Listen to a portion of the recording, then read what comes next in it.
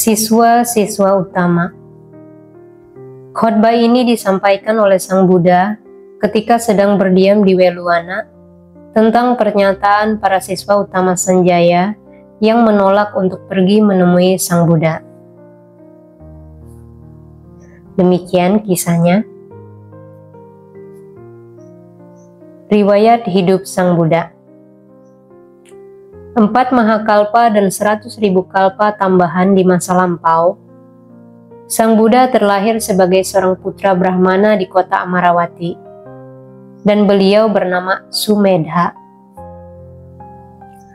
Setelah memperoleh keahlian dalam bidang seni, beliau meninggalkan harta yang tidak terhingga jumlahnya dan merupakan warisan dari ayah serta ibu beliau ketika meninggal.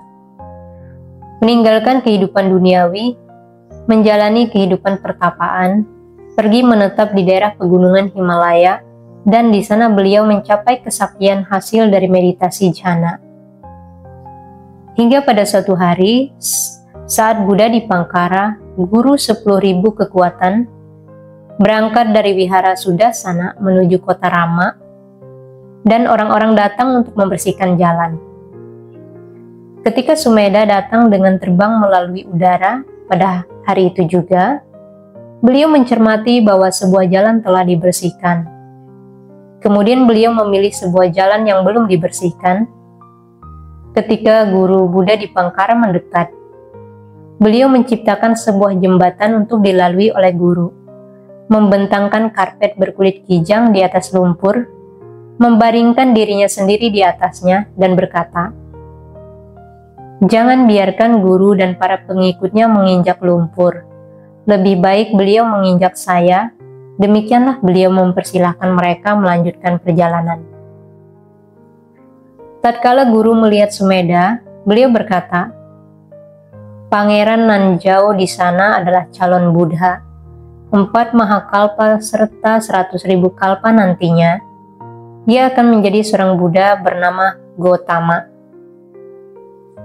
Demikianlah Buddha di Pangkara meramal tentang Pangeran Brahmana yang bernama Sumedha. Setelah di Pangkara, para Buddha berikutnya adalah sebagai berikut. Kondanya, Manggala, Sumana, Rewata, Sobhita, Anumadasi, Paduma, Narada, Padumuttara, Sumedha, Sujata, Iyadasi, Athadasi, Hamadasi, Siddhata, Tisa, Husa, Wipasi, Sikhi, Wesabhu, Kakusandha, Konagamana, dan Kasapa. Setelah 24 Buddha tersebut muncul dan mencerahkan dunia ini, Pangeran Brahmana Sumedha menerima ramalan dari masing-masing Buddha tersebut bahwa pada suatu saat beliau sendiri akan menjadi Buddha. Setelah Sumedha memenuhi 10 parami dan 10 parami kecil serta 10 parami besar, dengan keseluruhan 30 parami, beliau terlahir kembali sebagai Wesantara. Dan pada kelahiran sebagai Wesantara, beliau memberikan dana yang luar biasa sehingga bumi ikut bergetar. Dan pada masa itu juga, beliau meninggalkan anak dan istri. Ketika masa hidupnya telah berakhir, beliau terlahir kembali di surga Tusita, dan selama beliau hidup di sana, para dewa dari 10.000 cakrawala datang berkumpul dan berkata kepada beliau, "Waktunya telah tiba, sang pahlawan, turunlah ke dalam rahim ibu Anda, selamatkan umat manusia beserta para dewa, temukanlah tempat Nibbana berada." Kemudian beliau melakukan 5 pencermatan agung dan meninggal dari alam kehidupan sana, lalu menerima kehidupan baru di istana kerajaan Sakya atau Sakya. Di dalam istana tersebut, beliau tumbuh besar dengan hidup penuh kemewahan, hingga beliau mengalami masa muda yang sangat menyenangkan. Beliau menghabiskan masa muda di 3 buah istana untuk 3 musim yang berbeda. Menikmati kemewahan dan kekuasaan yang sebanding dengan kemewahan alam dewa. Setelah itu, Beliau menghabiskan 3 hari beruntun di taman untuk menghibur diri. Beliau melihat 3 pesan surgawi, yakni seorang lelaki tua, seorang lelaki yang terkena penyakit, dan seorang lelaki yang meninggal. Setiap 3 hari, beliau kembali ke istana dengan pikiran yang tergugah. Pada hari keempat, beliau melihat seorang yang telah meninggalkan kehidupan duniawi dan menjalani kehidupan sebagai seorang pertapa. Betapa baiknya bila saya meninggalkan kehidupan duniawi dan menjalani hidup sebagai seorang pertapa, kata beliau yang berhasrat untuk menjalani kehidupan suci. Dan dengan pikiran tersebut, beliau pergi ke taman dan menghabiskan seluruh harinya duduk di tepi kolam istana. Ketika beliau duduk di sana, Dewa Wisakama menghampiri beliau dengan menjelma sebagai seorang tukang cukur, menghiasi beliau dengan pakaian mewah dan merias dirinya dengan segala alat dandan. Di sana juga beliau menerima pesan bahwa seorang putranya telah lahir, Pangeran Rahula. Dan setelah menyadari betapa besarnya kasih sayang terhadap seorang anak, beliau merenung, saya harus dengan segera melepaskan belenggu ini. Kalau tidak, belenggu ini akan menjadi lebih kuat. Pada malam hari, ketika beliau memasuki kota, Kisagotami, putri dari bibinya, mengucapkan bait berikut ini. Berbahagialah sang ibu, berbahagialah sang ayah, berbahagialah istri yang mempunyai seorang suami seperti beliau. Tatkala beliau mendengar Kisagotami mengucapkan bait berikut atau bait tersebut, beliau berkata, wanita ini telah mengajarkan saya tentang tempat di mana kebahagiaan dapat ditemukan. Dan beliau pun memberinya seuntai mutiara sebagai hadiah. Setelah memasuki kediamannya, beliau berbaring di depan istana, dan di saat berbaring, beliau melihat penampakan dari wanita menjijikan yang sedang tertidur lelap. Karena merasa sedih, beliau pergi menemui kusir Cana, membawa pergi kuda Kantaka, lalu menaiki kuda tersebut dengan membawa serta Cana sebagai pendamping, dan dikelilingi oleh para dewa dari 10.000 alam dewa, beliau pergi melakukan pelepasan agung.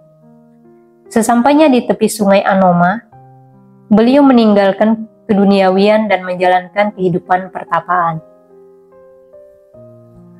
Setelah menjalani hidup sebagai pertapa, beliau meneruskan perjalanan menuju Rajagaha dan berkeliling kota tersebut untuk menerima dana. Kemudian beliau pergi ke Gunung Pandawa dan duduk di gua Gunung Pandawa. Saat beliau sedang duduk di sana, Raja Magadha mendatanginya dan menawarkan untuk memberi kekuasaan kerajaannya kepada beliau. Tetapi penawaran raja langsung ditolak oleh beliau.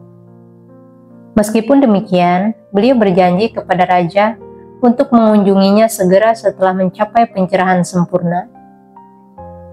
Lalu beliau menemui Alara dan Udaka.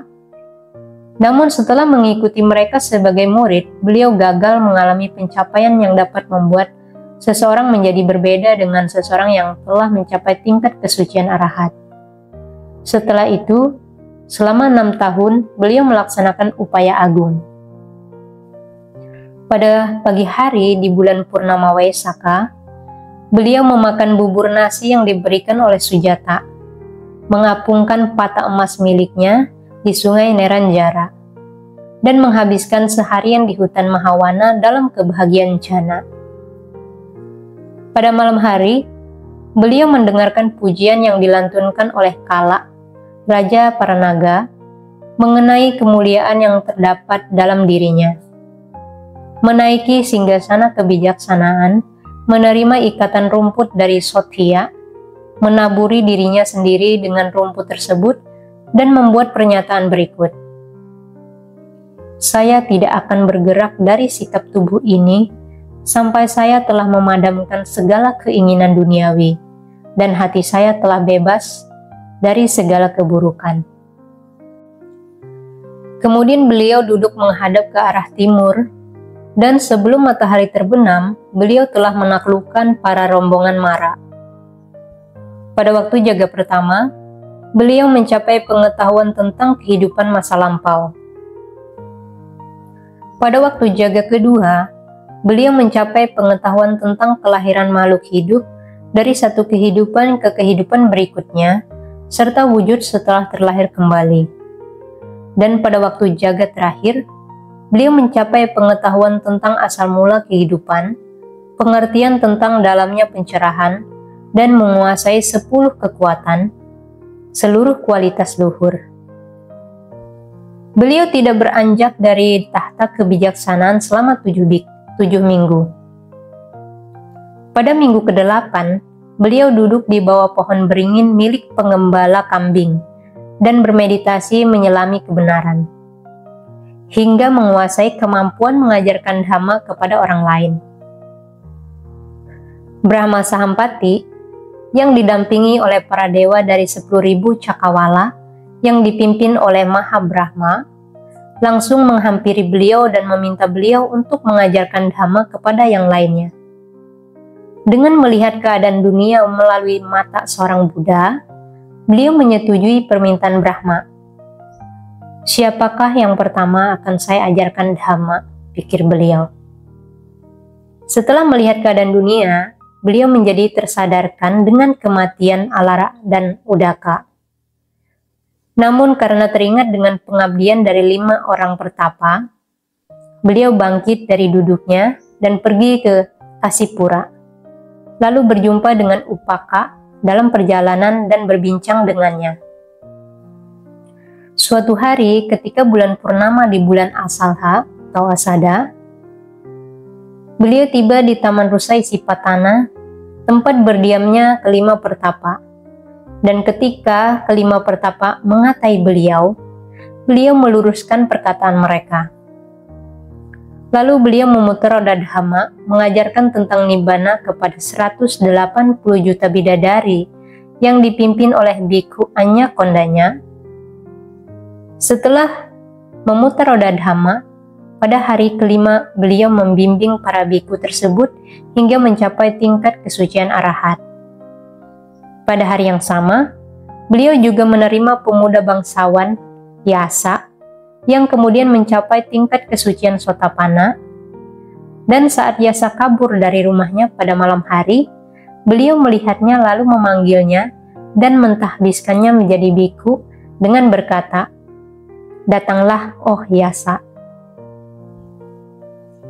Pada malam yang sama, beliau membimbingnya hingga mencapai tingkat kesucian Sotapanna, dan esok harinya ia mencapai tingkat kesucian arahat.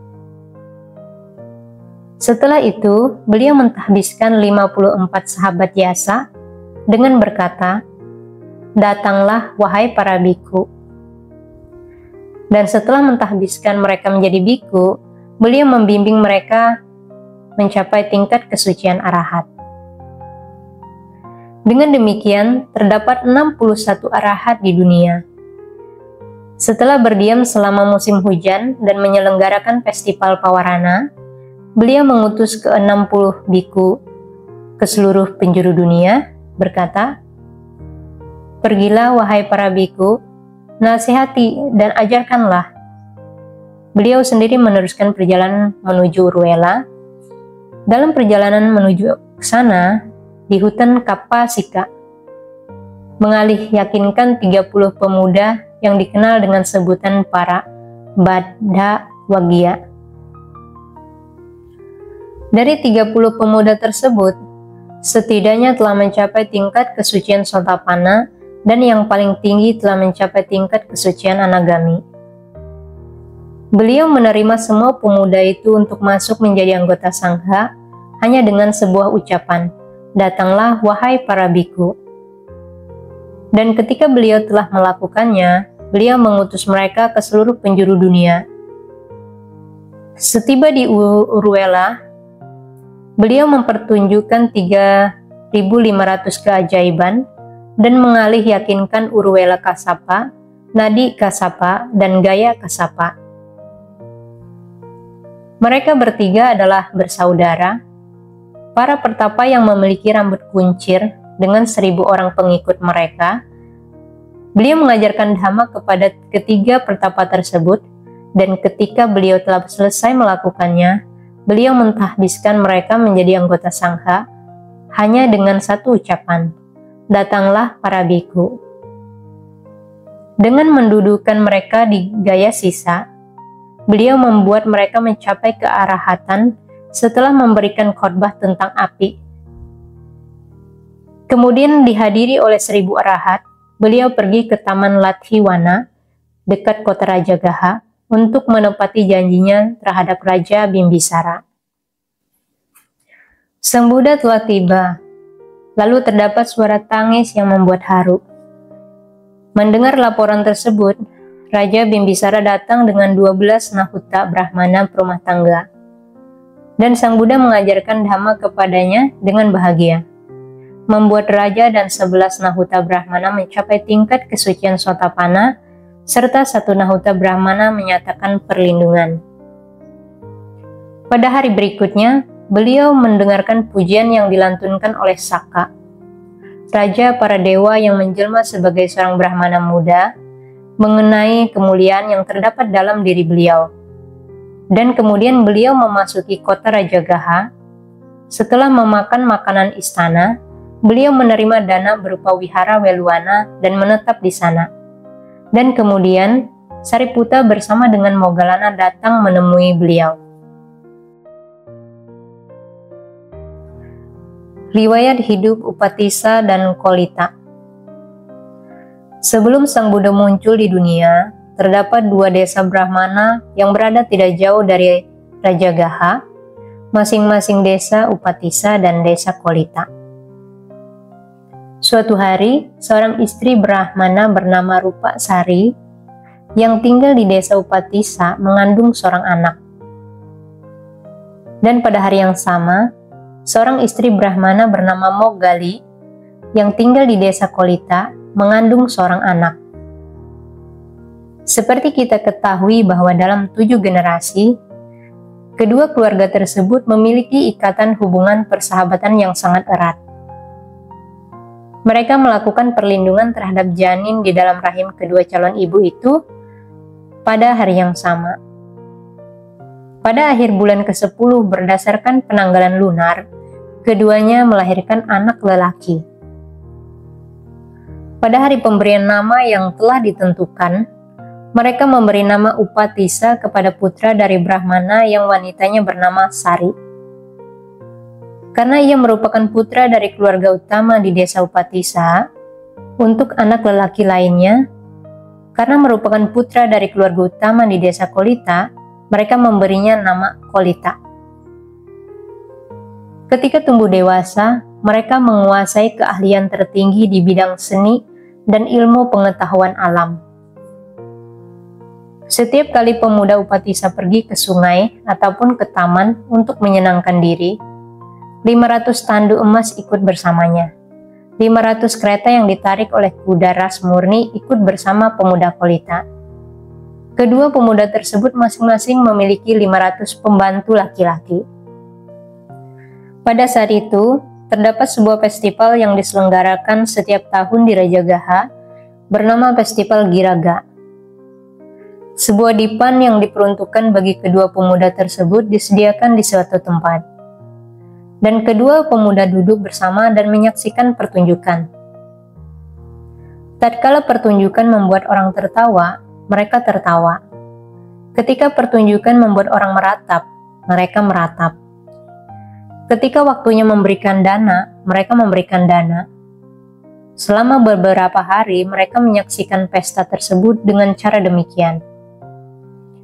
Namun pada suatu hari, ketika mereka sudah bertambah bijaksana, mereka tidak tertawa ketika mereka seharusnya tertawa. Beberapa hari berikutnya, mereka tidak meratap ketika mereka seharusnya meratap. Dan ketika mereka seharusnya memberikan dana, mereka tidak memberikan dana. Pikiran tersebut, seperti yang telah disampaikan, muncul dalam benak kedua pemuda tersebut. Mengapa kita harus melihat ini semua? Sebelum 100 tahun terlewati, semua orang-orang ini akan pergi dan tidak terlihat lagi. Itu menunjukkan bahwa sebaiknya kita mencari jalan pembebasan. Setelah menyelami pikiran tersebut, mereka duduk. Kemudian Kolita berkata kepada Upatissa, "Temanku Upatissa, janganlah merasa senang dan bahagia seperti pada hari-hari yang kita lewati sebelumnya. Jangan pula Anda bersedih hati. Apa yang sedang Anda pikirkan, temanku Kolita?" "Saya sedang duduk memikirkan, tidak ada kepuasan yang bersifat kekal dalam kehidupan ini. Ini semua tidaklah berguna. Itu menunjukkan bahwa sebaiknya saya mencari jalan pembebasan." "Namun kenapa Anda bersedih hati?" Kolita mengatakan hal yang sama. Tatkala Upatissa menemukan bahwa pikiran Kolita sama dengan dirinya, ia berkata, "Kita berdua telah memiliki pikiran yang bahagia. Kita menunjukkan bahwa kita sebaiknya mencari jalan pembebasan dan meninggalkan kehidupan duniawi bersama. Kepada guru manakah kita harus bernaung?" Pada waktu itu, seorang pertapa pengembara bernama Sanjaya memasuki kota Rajagaha, didampingi oleh sebuah rombongan pertapa pengembara dalam jumlah yang besar. "Kami akan pergi meninggalkan kehidupan duniawi dan menjadi pertapa di bawah bimbingan Sanjaya," kata Upatissa dan Kolita. Maka mereka meninggalkan ke-500 pengikut mereka dengan berkata, "Bawa kuda-kuda dan kereta, lalu pergilah." Dan bersama 500 pengikut lainnya, meninggalkan kehidupan duniawi dan pergi menjadi pertapa di bawah bimbingan Sanjaya.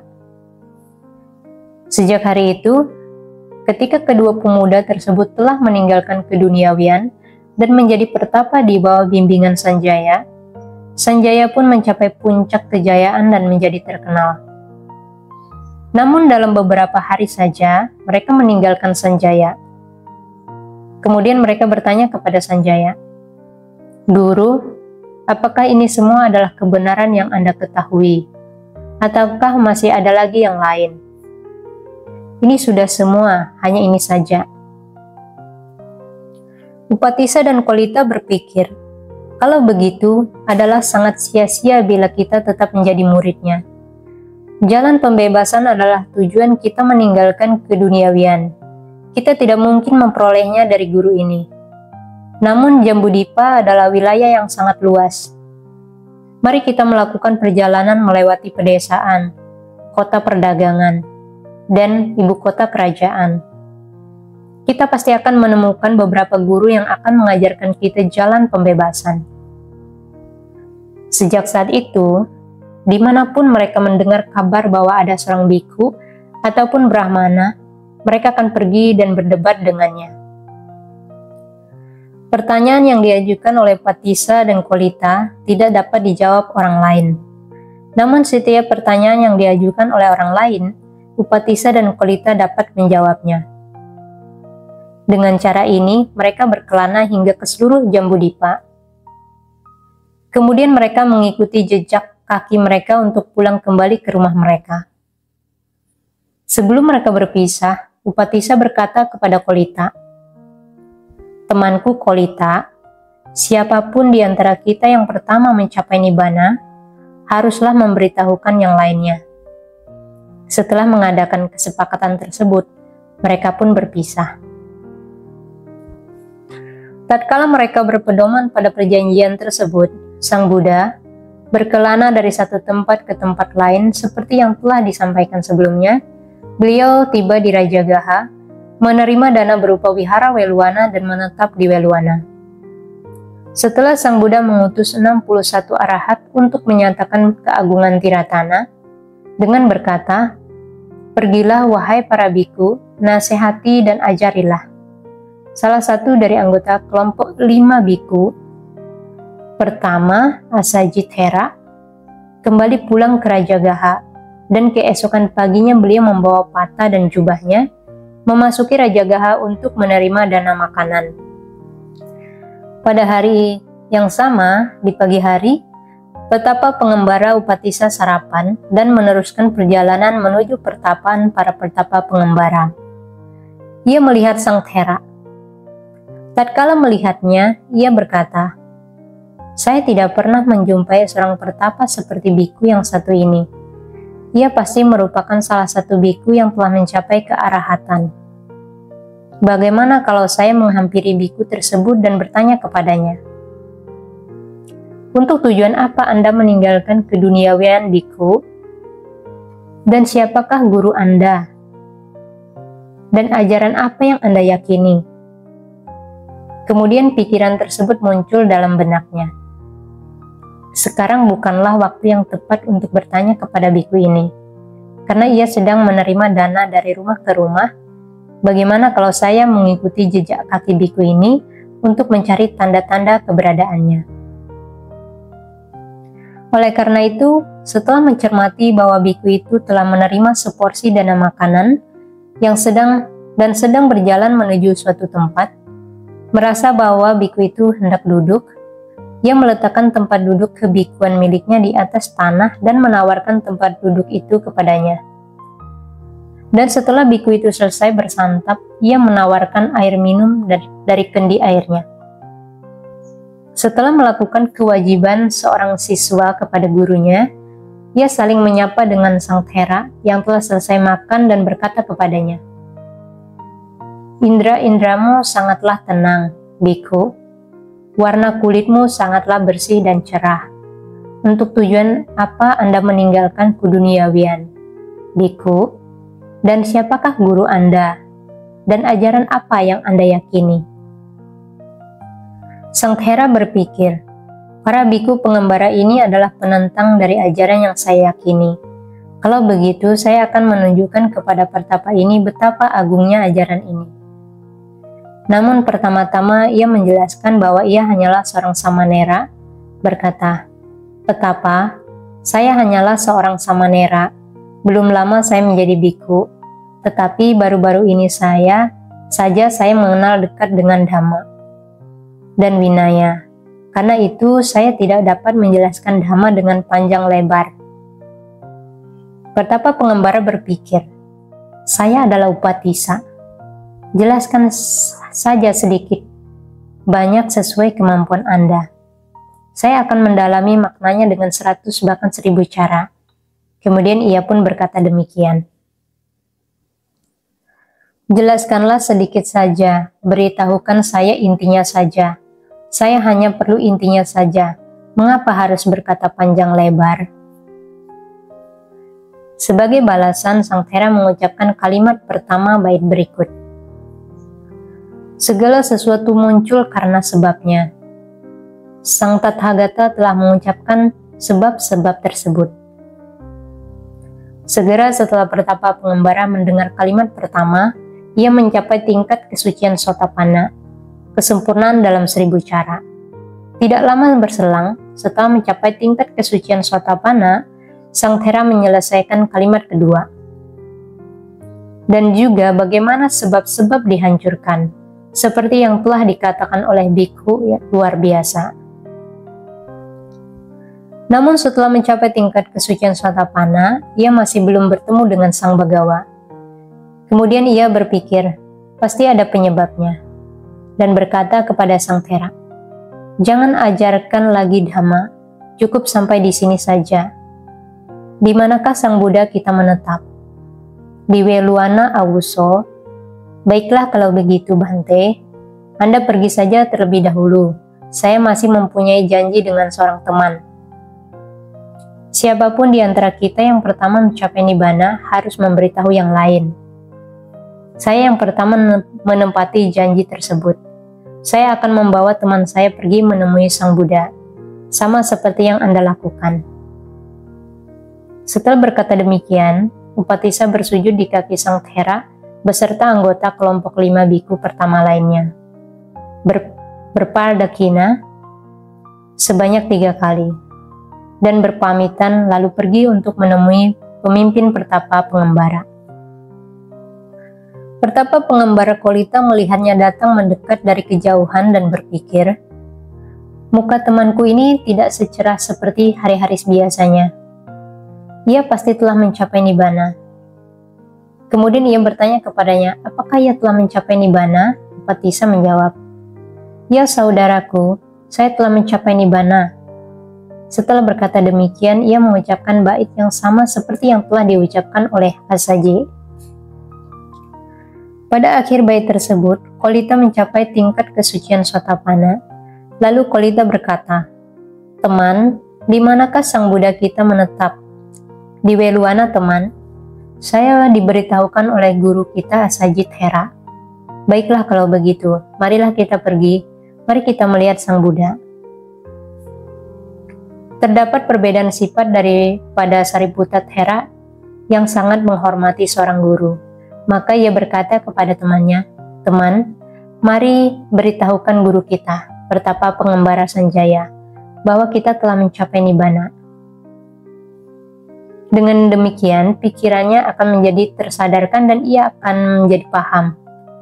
Walaupun ia gagal menjadi paham, setidaknya ia percaya apa yang kita katakan, dan segera setelah ia mendengarkan ajaran para Buddha, ia akan mencapai magga dan phala.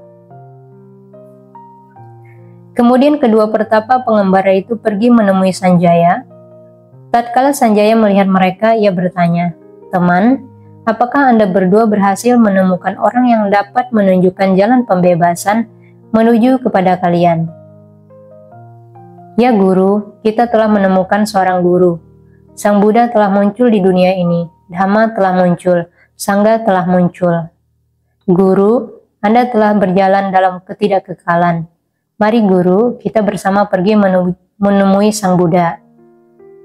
Anda boleh pergi, saya tidak akan pergi. Mengapa? Pada masa lampau, saya telah menjadi guru bagi orang banyak. Untuk menjadi seorang murid lagi merupakan hal yang mustahil. Saya tidak mampu menjalani hidup sebagai seorang murid.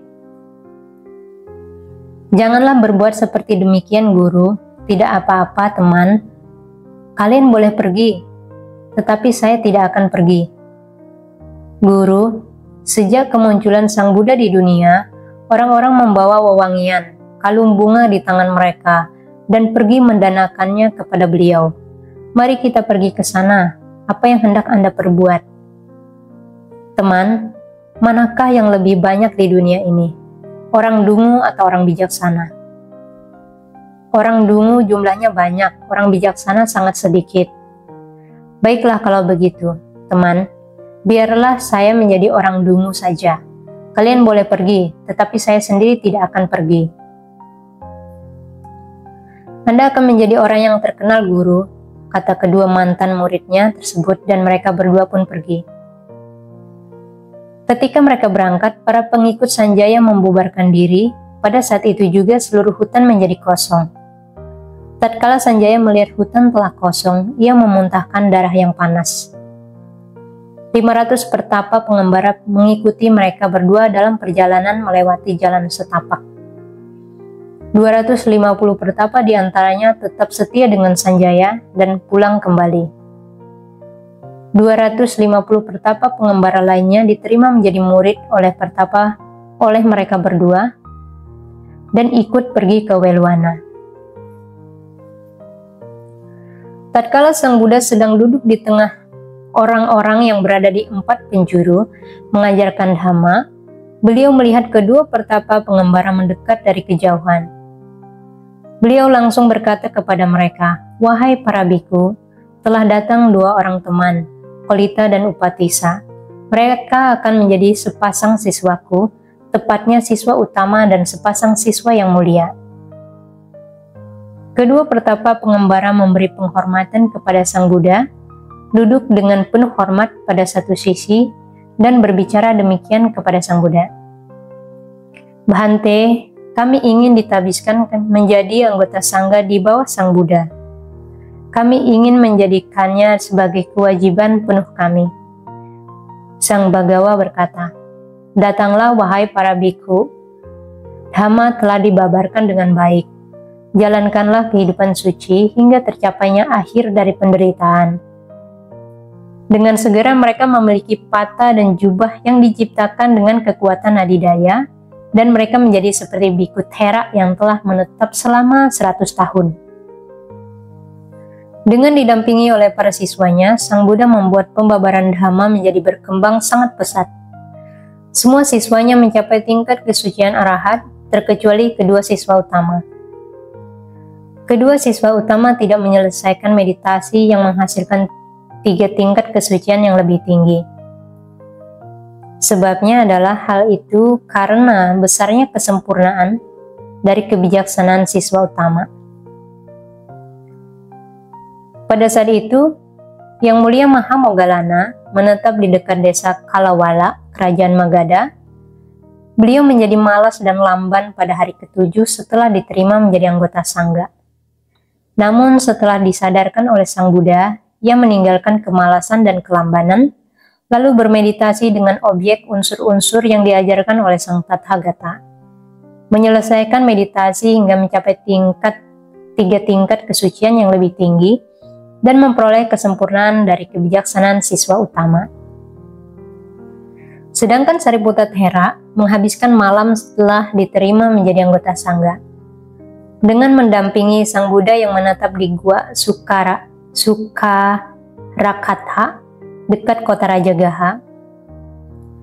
Setelah mendengarkan penjelasan rinci tentang Wedana Pariga Sutanta yang dijelaskan oleh putra saudara wanitanya sendiri, pertapa pengembara di Ghanaka, beliau menghafal sutta tersebut, dan seperti seorang lelaki yang memakan nasi untuk lelaki lainnya, mencapai kesempurnaan dari kebijaksanaan siswa utama. Pada hari itu juga ketika Sariputta dan Moggallana diterima menjadi anggota Sangga, bagaikan bayangan senja yang luas, Sang Buddha mengumpulkan para siswanya di Weluwana untuk menentukan posisi siswa utama kepada biku pendatang baru, dan kemudian menghafalkan Patimokkha. Para biku merasa tersinggung dan berkata, Sang Buddha telah pilih kasih dalam memberikan gelar tersebut. Saat memberikan kedudukan siswa utama, beliau seharusnya memberikan gelar tersebut kepada mereka yang pertama kali meninggalkan keduniawian. Misalnya kelompok 5 biku pertama. Jika beliau tidak menunjuk mereka, maka beliau seharusnya memberikan gelar tersebut kepada Yasa Thera dan ke-54 pendampingnya. Jika beliau masih tidak menunjuk mereka, maka beliau seharusnya memberikan gelar tersebut kepada 30 pemuda. Jika beliau masih tidak menunjuk mereka, maka beliau seharusnya memberikan gelar tersebut kepada 3 bersaudara, Urwela Kassapa, Nadi Kassapa, dan Gaya Kassapa. Karena tidak memberikan gelar tersebut kepada para biku yang lebih dahulu meninggalkan keduniawian, dan malah memberikannya kepada mereka yang merupakan pendatang baru, Sang Buddha telah menunjukkan sikap pilih kasih.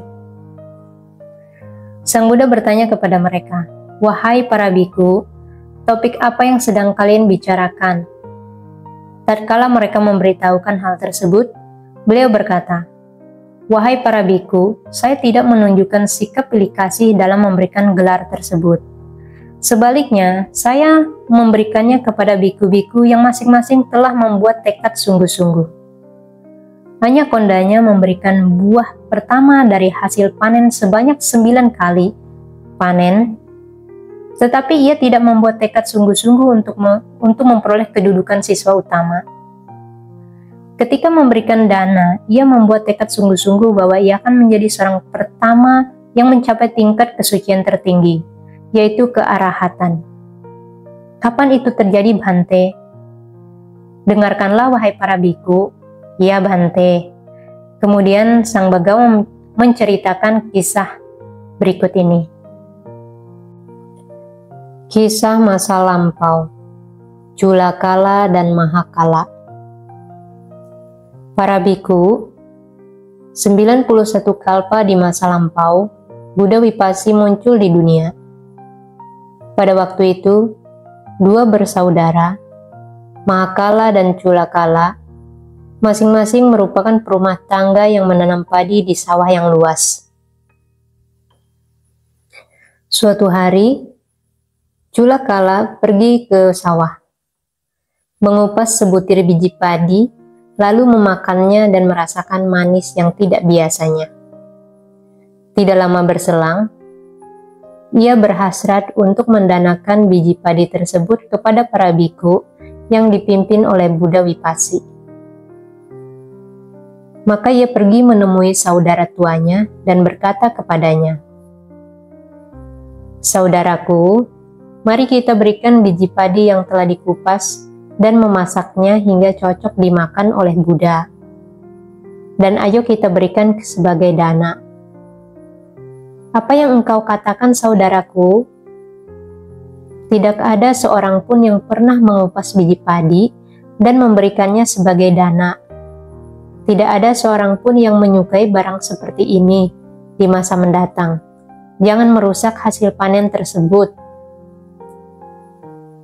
Saudara muda itu beberapa kali mengulangi permintaannya. Akhirnya, saudara tua berkata, "Baiklah, bagi sawah itu menjadi 2. Jangan sentuh bagianku. Lakukan sesuka hatimu pada sawah bagianmu." "Baiklah," kata Culakala. Maka ia membagi sawah menjadi 2. Menyewa banyak orang untuk mengerjakan sawah, mengupas biji padi, memasaknya menjadi nasi susu, menambahkan mentega cair, madu, gula, dan mendanakan nasi yang telah disiapkan untuk para biku yang dipimpin oleh Buddha, dengan berkata, "Bhante, dengan kebajikan dari pemberian dana buah pertama, semoga saya dapat menjadi yang pertama dalam mencapai tingkat kesucian arahat." "Semoga tercapai," kata Sang Buddha, mengungkapkan terima kasih. Tatkala ia kembali ke sawah dan melihatnya lagi, ia melihat bahwa seluruh sawah dipenuhi dengan beras yang telah matang, menyatu bagaikan cakra katrol. Pada pandangan yang pertama, ia mengalami 5 jenis kebahagiaan. Ia berpikir, "Saya sungguh sangat beruntung." Ketika beras telah merunduk, ia memberikan buah pertama dari beras yang merunduk. Ia juga memberikannya kepada para penduduk desa. Ketika beras telah matang, ia memberikan buah pertama hasil panennya. Ketika beras telah menyatu, ia memberikan buah pertama dari beras yang telah menyatu. Ketika beras telah berkumpul, ia memberikan buah pertama dari beras yang telah berkumpul. Ketika beras telah dikeringkan, ia memberikan buah pertama dari beras yang telah dikeringkan. Ketika beras telah digiling, ia memberikan buah pertama dari beras yang telah digiling. Ketika beras telah jatuh, ia memberikan buah pertama dari beras yang telah jatuh.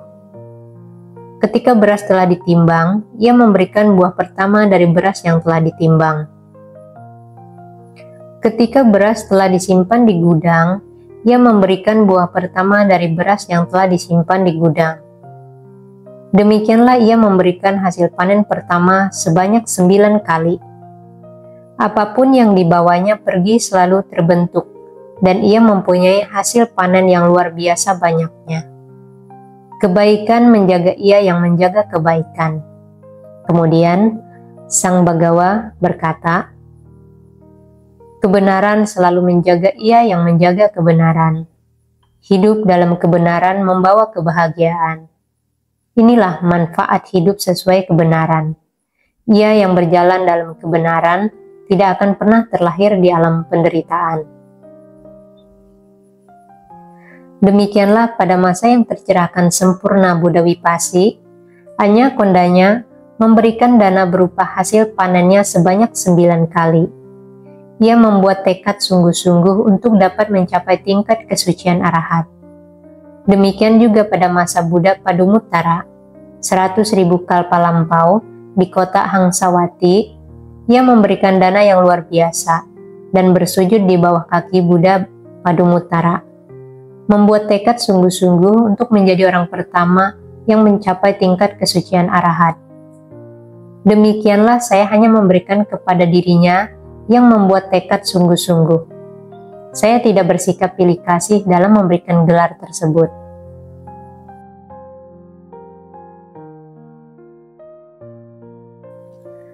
Kisah masa lampau, Yasa dan 54 temannya.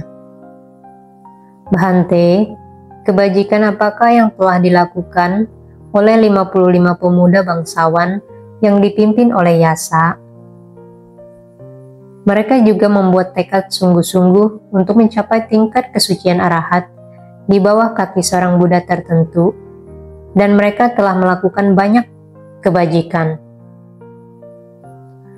Kemudian pada masa sebelum munculnya Buddha Gautama di dunia, mereka semua berteman, bersama-sama berbuat kebajikan dan mengabdikan diri mereka untuk menjaga jasad para fakir miskin.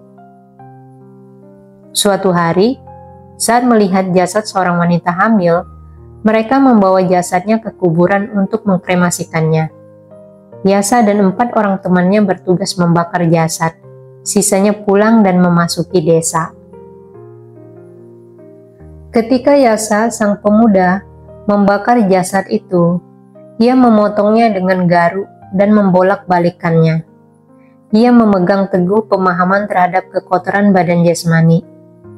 Pikirannya tersebut juga ia beritahukan kepada 4 temannya dengan berkata, "Lihatlah tubuh ini, wahai para saudaraku, di sana-sini terdapat kulit yang telah mengelupas. Kulit ini tidak menyerupai apapun bagaikan kulit seekor sapi yang berbintik. Tubuh ini kotor, busuk, menjijikan." Keempat temannya langsung memegang teguh pemahaman terhadap kekotoran badan jasmani. Kemudian, kelima sahabat ini pulang ke desa dan memberitahukannya kepada teman-teman mereka. Yasa pulang ke rumah dan memberitahukan kepada kedua orang tuanya serta istrinya. Mereka semua pun mengembangkan pemahaman terhadap kekotoran badan jasmani. Inilah kebajikan yang telah dilakukan oleh para pemuda tersebut pada masa lampau. Dan karena kebajikan tersebut, kesadaran terhadap kekotoran badan jasmani muncul dalam pikiran Yasa ketika ia sedang berada di kamar seorang wanita. Dan karena mereka telah memperoleh kemampuan yang dibutuhkan, mereka semua pun mengembangkan pencapaian tingkat kesucian. Kemudian para pemuda ini juga memperoleh hal yang mereka kehendaki saat membuat tekad sungguh-sungguh. Saya tidak bersikap pilih kasih dalam memberikan gelar tersebut.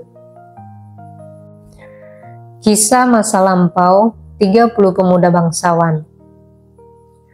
Namun Bhante, perbuatan baik apakah yang dilakukan ke-30 pemuda bangsawan tersebut? Mereka juga membuat tekad sungguh-sungguh untuk mencapai kearahatan pada masa Buddha sebelumnya dan melakukan kebajikan. Sebelum Buddha masa kini muncul di dunia, mereka semua terlahir sebagai 30 pelaku kejahatan. Tetapi, setelah Tundila mendapat nasihat, mereka melaksanakan 5 sila selama 60.000 tahun. Demikianlah hasil yang mereka peroleh, adalah karena membuat tekad yang sungguh-sungguh. Saya tidak menunjukkan pilih kasih dalam memberikan gelar tersebut. Kisah masa lampau Kassapa 3 bersaudara. Namun Bhante, perbuatan baik apakah yang dilakukan Kassapa 3 bersaudara, Urwela Kassapa, Nadi Kassapa, dan Gaya Kassapa? Mereka juga membuat tekad sungguh-sungguh dan melakukan kebajikan untuk mencapai tingkat kesucian arahat. 92 kalpa lampau, 2 orang Buddha, Tissa dan Phusa, muncul di dunia pada saat yang bersamaan.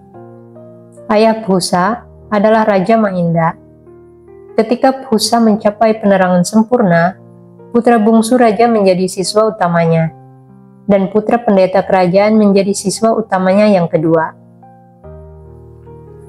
Raja pergi menemui Buddha Phusa dan berkata, "Putra sulungku adalah seorang Buddha, putra bungsuku adalah siswa utamanya, dan putra pendeta kerajaan adalah siswa utamanya yang kedua." Dan setelah melihat ketiganya, ia berkata, "Buddha adalah saya sendiri, Dhamma adalah saya sendiri, Sangha adalah saya sendiri." Dan 3 kali ia mengucapkan pujian agung. Terpujilah beliau Sang Bhagawa, yang maha tahu, yang tercerahkan sempurna. Kemudian ia bersujud di kaki Buddha Pusa dan berkata, "Bhante, sekarang adalah masa kehidupan yang berakhir 90.000 tahun lamanya. Sudah saatnya untuk saya duduk menutup mata saya dalam istirahat. Selama saya masih hidup, mohon untuk tidak pergi dari rumah ke rumah. Tetapi, terimalah 4 kebutuhan pokok dari saya sendiri." Setelah mendapatkan persetujuan dari Buddha Pusa, Raja kemudian melayaninya secara rutin. Raja juga mempunyai 3 orang putra lainnya. Anak kedua yang mempunyai pengikut 500 prajurit, anak ketiga dan anak bungsu kedua. Suatu hari, mereka hendak meminta izin kepada ayah mereka untuk menjamu saudara mereka, Buddha Pusa. Tetapi mereka tidak mendapatkan izin. Hal tersebut acap kali terjadi. Hingga saat suatu pemberontakan terjadi di daerah perbatasan, dan mereka diutus untuk meredam pemberontakan tersebut. Setelah berhasil menguasai kembali daerah perbatasan, mereka kembali pulang menemui ayah mereka. Ayah mereka memeluk, mencium kepala mereka, dan berkata, "Anak-anakku tercinta, saya mengizinkan apapun yang kalian inginkan." "Baiklah Paduka," kata mereka yang menerima tawarannya. Beberapa hari kemudian, ayah mereka kembali berkata, "Anak-anakku tercinta, saya mengizinkan apapun yang kalian inginkan." Mereka menjawab, "Paduka, kami tidak menginginkan yang lain. Kami hanya ingin sejak saat ini juga dapat diperbolehkan menjamu saudara kami." "Saya tidak akan mengizinkan hal tersebut, anak-anakku tercinta. Jika Anda tidak mengizinkan kami untuk melakukannya secara berkelanjutan, maka izinkanlah kami melakukannya hanya selama 7 tahun. Itu juga tidak boleh, anak-anakku tercinta." "Baiklah, kalau begitu, izinkan kami selama 6 tahun, atau 5, atau 4, atau 3, atau 2, atau selama 1 tahun, atau selama sebulan." "Itu juga tidak boleh, anak-anakku tercinta." "Baiklah Paduka, izinkan masing-masing 1 bulan untuk kami, sehingga secara keseluruhan adalah 3 bulan lamanya." "Baiklah anak-anakku tercinta, silakan jamu saudara kalian selama 3 bulan." 3 bersaudara tersebut memiliki seorang bendahara dan seorang pengurus rumah. Pengurus rumah tersebut memiliki rombongan yang terdiri dari 12 nahuta pelayan. Ketiga bersaudara memanggil bendahara dan pengurus rumah, lalu berkata kepada mereka, "Selama 3 bulan ini, kami akan melaksanakan 10 sila, memakai jubah kuning, dan tinggal bersama Sang Buddha. Ketika kami pergi, kamu bertugas untuk mengatur pemberian dana. Setiap hari kamu harus menyediakan segala makanan, baik keras maupun lunak, untuk 90.000 biku dan 1.000 tentara." Sejak saat itu juga, kami tidak akan lagi mengatakan apapun. Maka, ketiga bersaudara itu membawa rombongan sebanyak 1.000 orang, melaksanakan 10 sila, memakai jubah kuning, dan mulai berdiam di wihara. Bendahara dan pengurus rumah bekerja sama melaksanakan pemberian dana, mengambil perbekalan dari gudang penyimpanan ketiga bersaudara, dan memberikan dana kepada para biku beserta tentara. Namun saat anak-anak para pelayan menangis karena menginginkan bubur nasi dan makanan lainnya, bendahara dan pengurus rumah memberikan makanan yang mereka inginkan sebelum para biku tiba. Sebagai akibatnya, para biku hanya menerima makanan yang tersisa, dan mereka pun tidak mendapatkan makanan yang masih segar. Pada akhirnya, bendahara dan pengurus rumah menjadi sangat rakus, hingga mereka berdua pun ingin mengambil makanan dengan cara berpura-pura pergi memberikan makanan itu kepada anak-anak, lalu memakannya sendiri. Semakin melihat makanan lezat, semakin mereka tidak mampu menahan diri. Mereka berdua dan para bawahan berjumlah 84.000 orang Dikarenakan mereka telah memakan makanan yang seharusnya diberikan kepada para bikhu, saat meninggal, tubuhnya hancur dan terlahir kembali di alam setan. Ketika ketiga bersaudara dan ribuan pengikut mereka meninggal, mereka terlahir kembali di surga Tawatingsa, dan setelah menghabiskan 92 kalpa, mereka meninggal dari alam surgawi menuju ke alam lainnya. Demikianlah kebajikan yang diperbuat oleh ketiga bersaudara pada masa itu. Mereka bertiga juga membuat tekad sungguh-sungguh untuk mencapai tingkat kesucian arahat. Mereka mendapatkan apa yang mereka terima karena telah membuat tekad sungguh-sungguh. Saya tidak bersikap pilih kasih dalam memberikan apapun yang saya berikan. Pada masa itu, pengurus rumah mereka adalah Raja Bimbisara, bendahara mereka adalah Wisaka, sang umat wanita, dan ketiga pangeran tersebut adalah ketiga pertapa berambut kuncir. Para pelayan mereka terlahir di antara para makhluk peta pada masa itu. Setelah melewati satu kehidupan ke kehidupan berikutnya, baik maupun buruk, mereka terlahir di alam peta selama masa interval antara dua Buddha. Pada masa itu, pertama mereka menghampiri Sang Bagawa Kakusanda. Beliau hidup sampai usia 40.000 tahun. Mereka pun bertanya kepada beliau, "Mohon beritahukan kami kapan kami akan memperoleh makanan." Beliau menjawab, "Kalian tidak akan menerima makanan pada masa ini, tetapi setelah bumi ini memanjang sejauh 1 yojana, dan saat Buddha Konagamana akan muncul, kalian lebih baik bertanya kepada beliau." Mereka pun terus menunggu, dan saat Buddha Konagamana muncul, mereka bertanya kepada beliau. Beliau menjawab, "Kalian tidak akan menerima makanan pada masa ini, tetapi setelah bumi ini memanjang sejauh 1 yojana, dan saat Buddha Kasapa akan muncul, kalian lebih baik bertanya kepada beliau." Mereka pun terus menunggu, dan saat Buddha Kasapa muncul, mereka bertanya kepada beliau. Beliau menjawab, "Kalian tidak akan menerima makanan pada masa ini, tetapi setelah bumi ini memanjang sejauh 1 yojana, dan saat Buddha Gotama akan muncul, pada masa itu kerabat kalian, Raja Bimbisara akan menjadi raja. Ia akan memberikan dana kepada Buddha Gotama dan melimpahkan jasa kebajikan tersebut kepada kalian. Pada masa itu, kalian akan mendapatkan makanan." Masa interval antara dua Buddha bagaikan masa depan bagi mereka. Saat Sang Tathagata muncul di dunia dan Raja Bimbisara memberikan dana pada hari pertama, mereka gagal menerima buah kebajikannya sehingga mereka pun menunggu hingga malam harinya. Dan kemudian membuat suara menakutkan untuk Raja. Tatkala Raja pergi ke Weluwana keesokan harinya, ia menceritakan kejadian tersebut kepada Sang Tathagata. Sang Buddha berkata, "Baginda, 92 kalpa lampau, pada masa Buddha Pusa, para makhluk peta ini adalah kerabat Anda.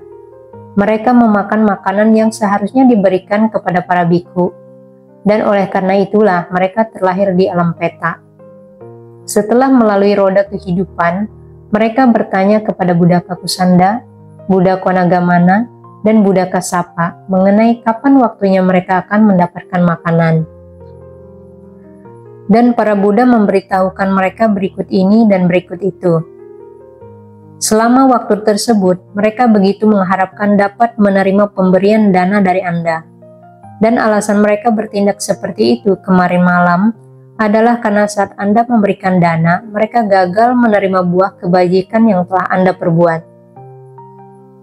Tetapi Bhante, jika saya memberikan dana sekarang, akankah mereka dapat menerima buah kebajikan tersebut?" "Ya Paduka." Keesokan harinya, Raja mengundang para biku yang dipimpin oleh Sang Buddha, memberikan dana yang berlimpah, dan berkata, "Bhante, mulai saat ini, semoga makanan dan minuman surgawi dapat diterima oleh para makhluk peta ini." Dan setelah ia melimpahkan jasa kebajikannya kepada para setan, mereka pun menerima makanan dan minuman surgawi itu. Keesokan harinya, para setan berpenampilan telanjang Raja berkata kepada Sang Buddha, "Hari ini Bhante, para makhluk peta ini berpenampilan telanjang." Dan bertanya kepada beliau, apa yang harus diperbuatnya. Sang Buddha berkata, "Paduka, Anda tidak memberikan pakaian kepada mereka." Maka pada keesokan harinya, Raja mendanakan jubah kepada para biku yang dipimpin oleh Sang Buddha dan berkata, "Mulai saat ini, semoga mereka memiliki pakaian surgawi." Dan setelah melimpahkan jasa kebajikannya, mereka dengan segera memiliki pakaian surgawi.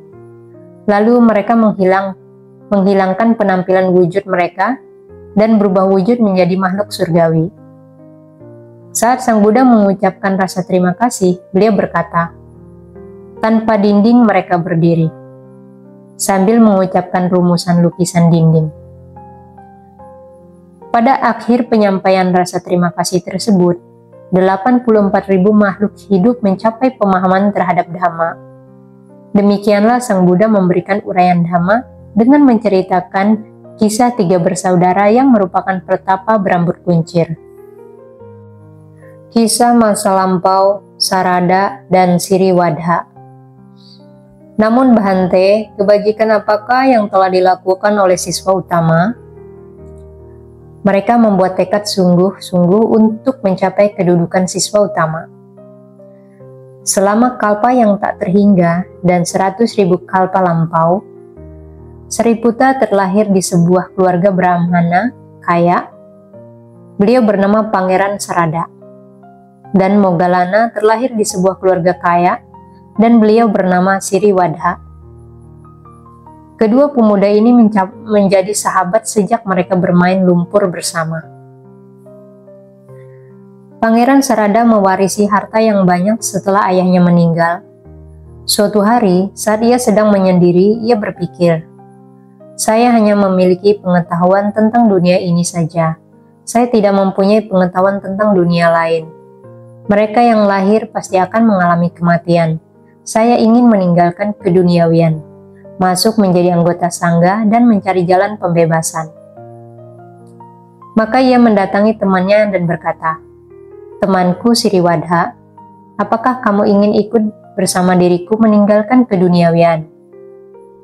"Temanku, saya tidak dapat meninggalkan kehidupan duniawi. Kamu sendiri saja."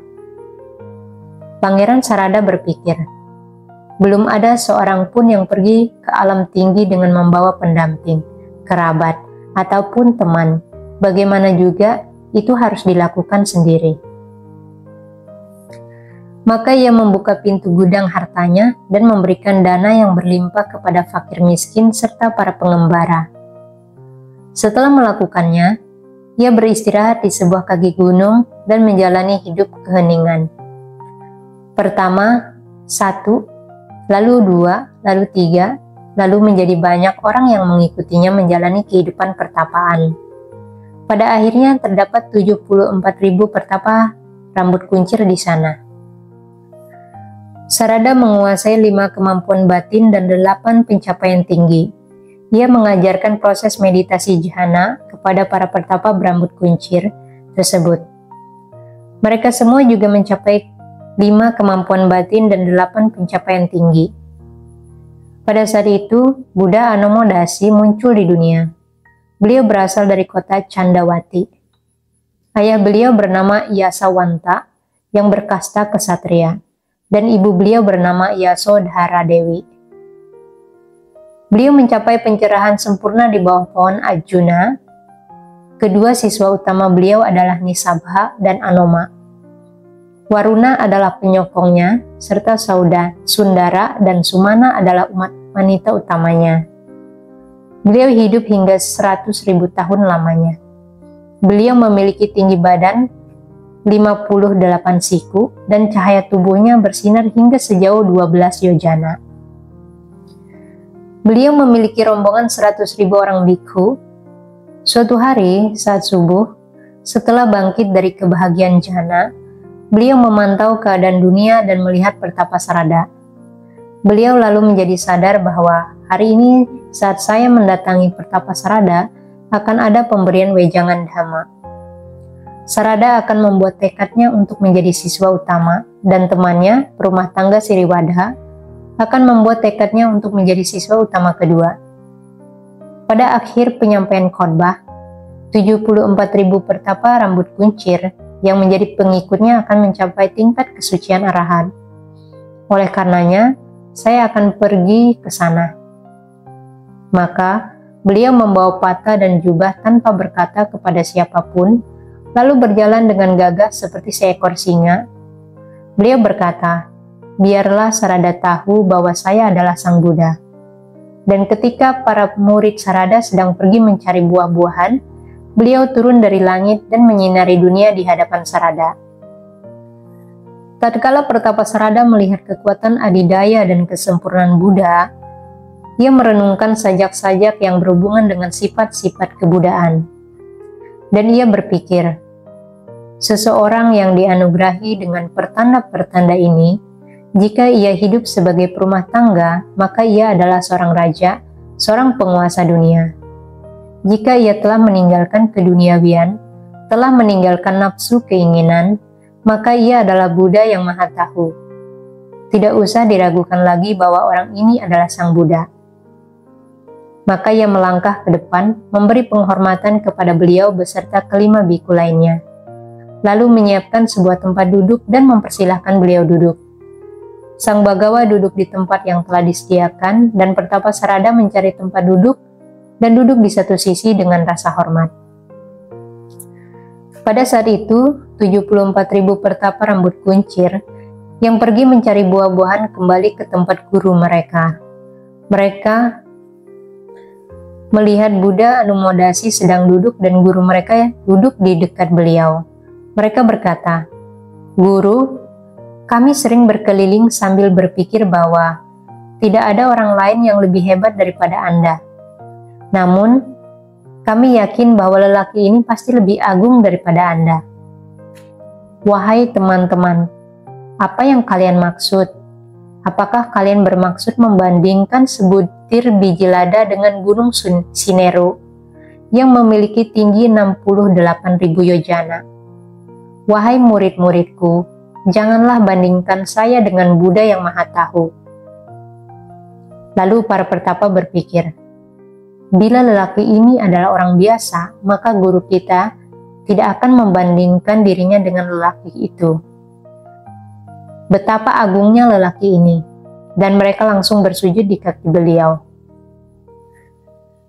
Kemudian Sarada berkata kepada mereka, "Teman-teman, di sini kita mempunyai barang yang sesuai untuk diberikan kepada Buddha, dan Buddha Anumodasi telah datang ke sini di saat kita biasanya pergi menerima dana. Marilah kita memberikan sesuatu kepada beliau sesuai kemampuan masing-masing. Petiklah buah-buahan yang terpilih di sana." Dan setelah memetik buah, Sarada mencuci kedua tangan lalu meletakkan buah-buahan ke dalam pata Sang Tathagata. Saat Sang Buddha Anumodasi menyentuh buah-buahan yang dibawakan, para dewa menaruh cita rasa surgawi ke dalam buah-buahan tersebut.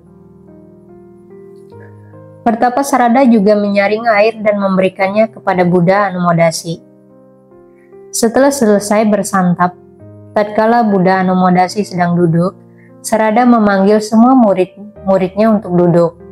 Ia bersama Buddha Anumodasi memberikan khotbah dengan perasaan riang gembira.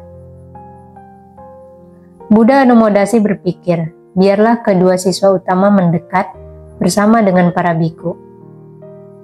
Kedua pertapa itu bersama rombongan 100.000 arahat mereka langsung mendekat. Mereka memberi penghormatan kepada Buddha Anumodasi, duduk pada satu sisi yang layak. Kemudian pertapa Sarada berkata kepada para muridnya seperti ini, "Wahai teman-teman, tempat duduk yang diduduki oleh Buddha Anumodasi sangat rendah, dan tidak ada lagi tempat duduk bagi ratusan ribu biku. Hari ini, kalian harus memberi penghormatan tertinggi kepada Buddha Anumodasi. Pergilah ke kaki gunung, dan bawakan bunga-bunga yang berwarna cerah dan harum." Seperti pepatah, waktu yang digunakan untuk bicara terbuang percuma. Tak terbayangkan betapa luar biasa jangkauan dari keajaiban yang dimiliki oleh seseorang yang dianugerahi kekuatan adidaya. Dan begitulah yang terjadi. Dengan segera para pertapa mengambil kembali bunga-bunga yang berwarna cerah dan harum itu. Mereka lalu menggantinya dengan bantalan bunga sepanjang 1 yojana untuk Buddha.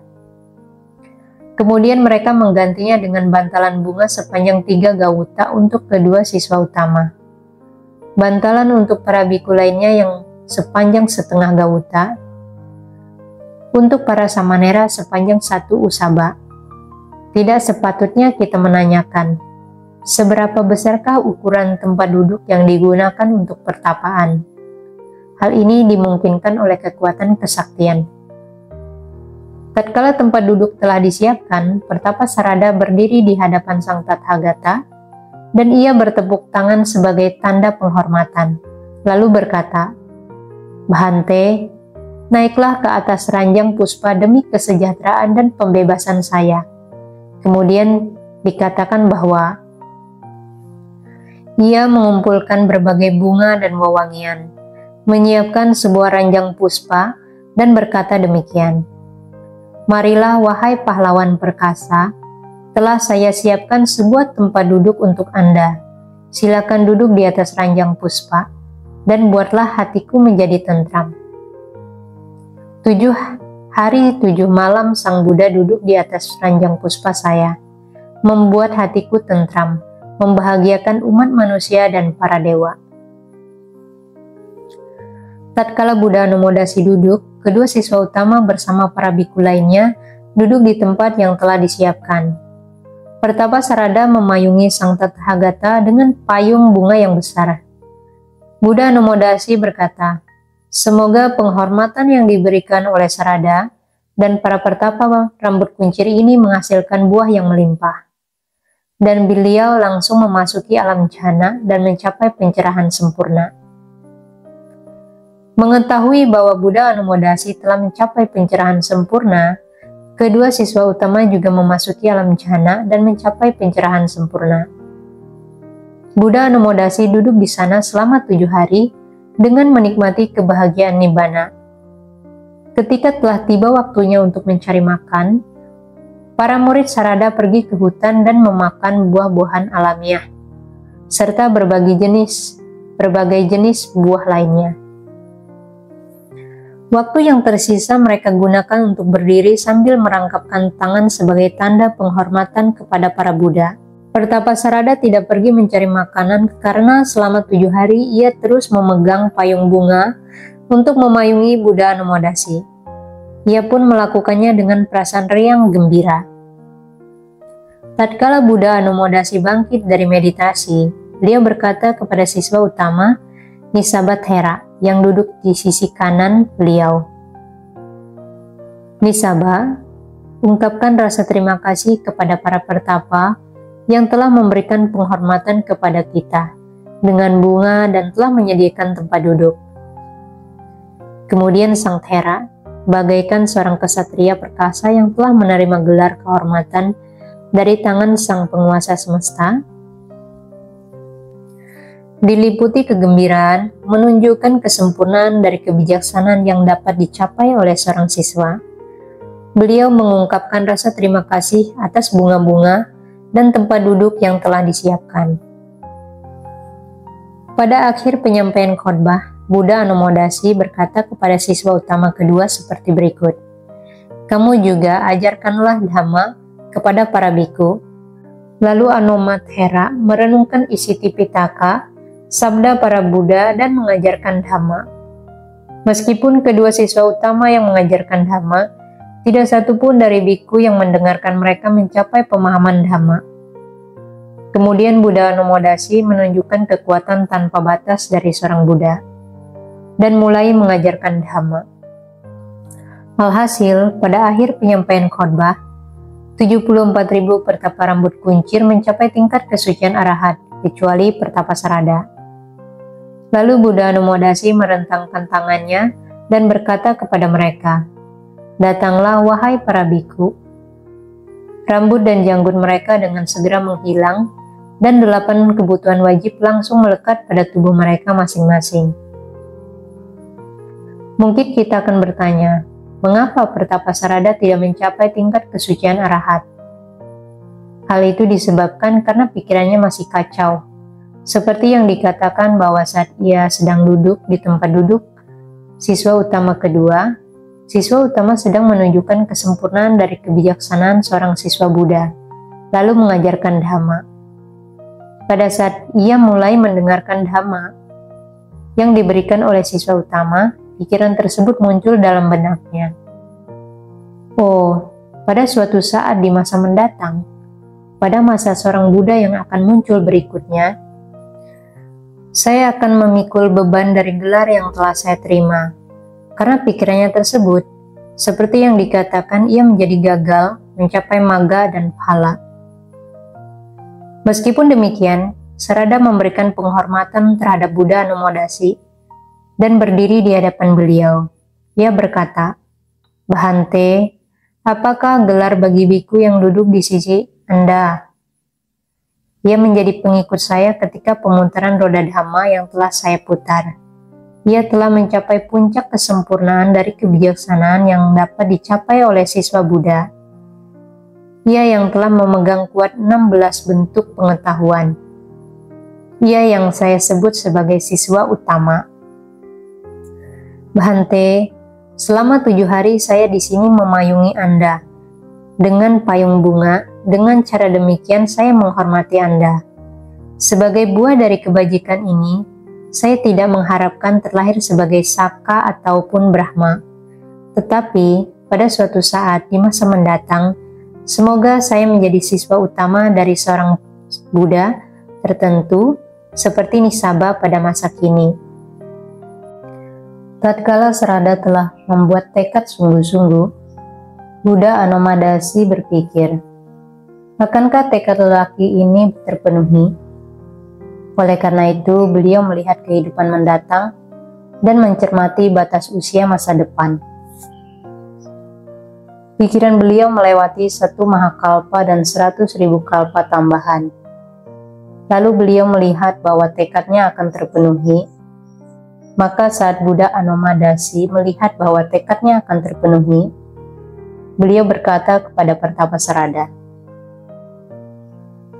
"Tekadmu yang sungguh-sungguh ini tidak akan gagal terpenuhi. Pada akhir dari 1 mahakalpa dan 100.000 kalpa tambahan, Buddha Gotama akan muncul di dunia. Ibunya adalah Ratu Mahamaya, ayahnya adalah Raja Sudhodana, putranya adalah Rahula, ajudannya adalah Ananda, dan siswa utama keduanya adalah Moggallana. Dan kamu sendiri akan menjadi siswa utamanya, Sang Panglima Dhamma. Nama kamu nantinya adalah Sariputta." Setelah Buddha Anomadasi meramalkan kehidupan masa mendatang dari Pertapasarada, beliau mengajarkan Dhamma dan kemudian bersama para biku terbang ke udara lalu pergi. Pertapasarada mencari keberadaan para murid dan para tetuanya, dan mengirim pesan kepada temannya, Siriwadha,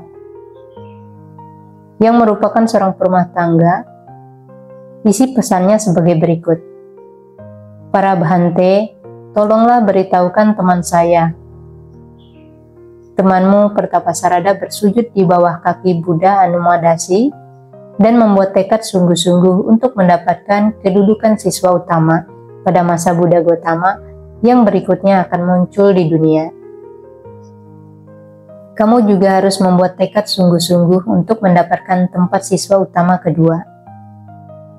Dan setelah berkata demikian, ia mendahului para biku Thera dengan mengambil jalan lain, dan ia pun berdiri di depan pintu kediaman Siriwadha. Tatkala Siriwadha melihatnya, ia berkata, "Akhirnya setelah sekian lama tidak berjumpa, kini kamu telah kembali, temanku yang mulia." Dan ia langsung mempersilahkan duduk kepada temannya, dan ia sendiri duduk di tempat yang lebih rendah, lalu bertanya kepadanya, "Tetapi Bhante, apakah Anda tidak mempunyai murid ataupun pendamping?" "Ya temanku, Buddha Anomadasi mendatangi pertapaan kami, dan kami memberi penghormatan kepada beliau dengan segala kemampuan yang kami miliki. Sang Buddha mengajarkan Dhamma kepada semuanya, dan saat akhir dari khotbah, seluruh anggota kelompok kami, kecuali saya, mencapai tingkat kesucian serta masuk menjadi anggota Sangha. Ketika saya melihat siswa utama dari beliau, Nisabha Thera, saya membuat tekad sungguh-sungguh untuk mendapatkan kedudukan siswa utama pada masa Buddha Gotama yang selanjutnya akan muncul di dunia. Apakah kamu juga membuat tekad sungguh-sungguh untuk memperoleh kedudukan siswa utama kedua pada masa beliau? Tetapi Bhante, saya tidak mengenal dekat Buddha Anumadasi. Saya yang akan berbicara dengan Buddha Anumadasi. Kamu bersiap-siap untuk melakukan pelepasan agung. Tatkala Sriwadha mendengar perkataannya, ia menghiasi sebuah ruangan seluas 8 karisa di depan pintu rumahnya sebagai tanda penghormatan kepada raja, menebarkan pasir, menaburkan bunga sebanyak 5 jenis, termasuk bunga laja, membangun sebuah pavilion yang beratapkan seroja biru, mempersiapkan tempat duduk bagi Buddha Anumadasi, dan juga tempat duduk bagi para biku. Dan ia juga menyiapkan dana dan hadiah yang melimpah. Lalu ia menyuruh Pertapasarada untuk mengundang Buddha Anumadasi. Maka Pertapasarada menjemput para biku yang dipimpin oleh Buddha Anumadasi ke rumah Sarada. Sarada menyambut mereka,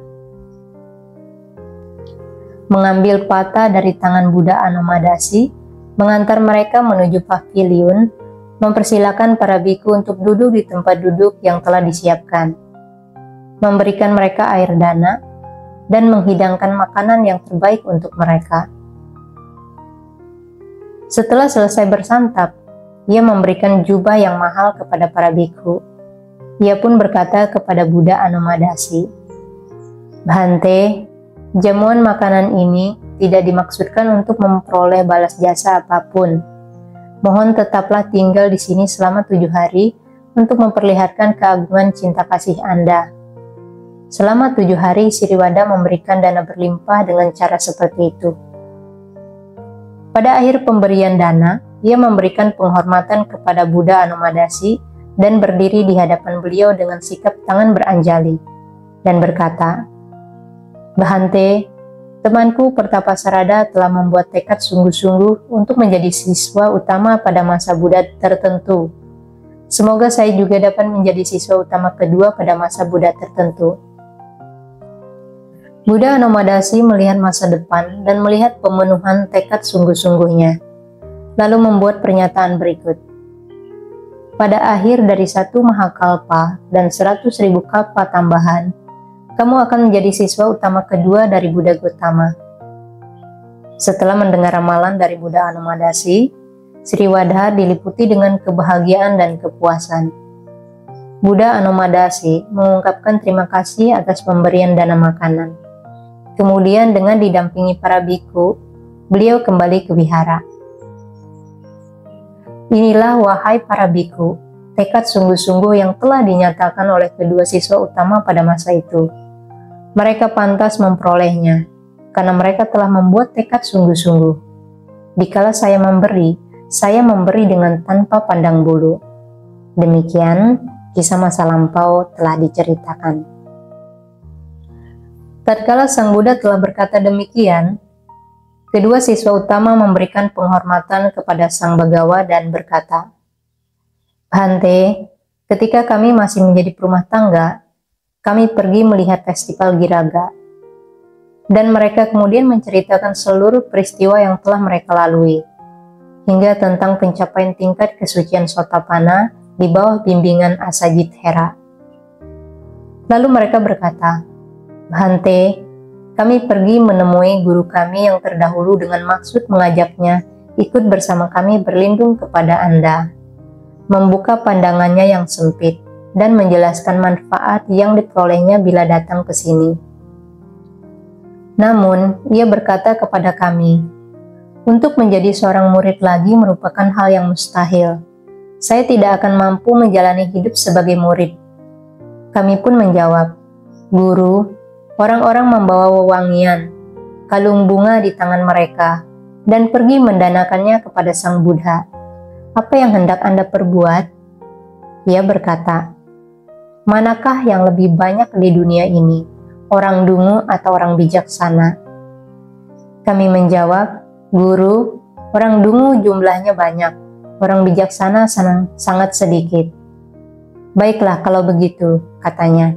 Biarlah orang yang bijaksana pergi berlindung kepada Pertapa Gotama, dan biarlah orang dungu berlindung kepada saya. Pergilah kemanapun yang kalian inginkan. Dengan perkataan tersebut, Bhante, ia menolak untuk datang kemari. Tatkala Sang Buddha mendengarnya, beliau berkata, wahai para bhikkhu, karena berpandangan salah, Sanjaya menganggap kesalahan sebagai kebenaran, dan kebenaran sebagai kesalahan. Namun, karena bersikap bijaksana, kalian telah mampu membedakan kebenaran maupun kesalahan dengan baik. Dan kalian juga mampu dengan bijaksana menolak yang salah dan menerima yang benar. Setelah berkata demikian, beliau mengucapkan bait-bait berikut ini. Mereka yang menganggap kesalahan sebagai kebenaran, mereka yang menganggap kebenaran sebagai kesalahan, mereka tidak akan mencapai tujuan kebenaran, melainkan hanya berdiam di padang rumput kesalahan. Mereka yang telah benar menganggap kebenaran sebagai kebenaran, dan kesalahan sebagai kesalahan, mereka pun mencapai tujuan kebenaran, dan berdiam di padang rumput pandangan benar.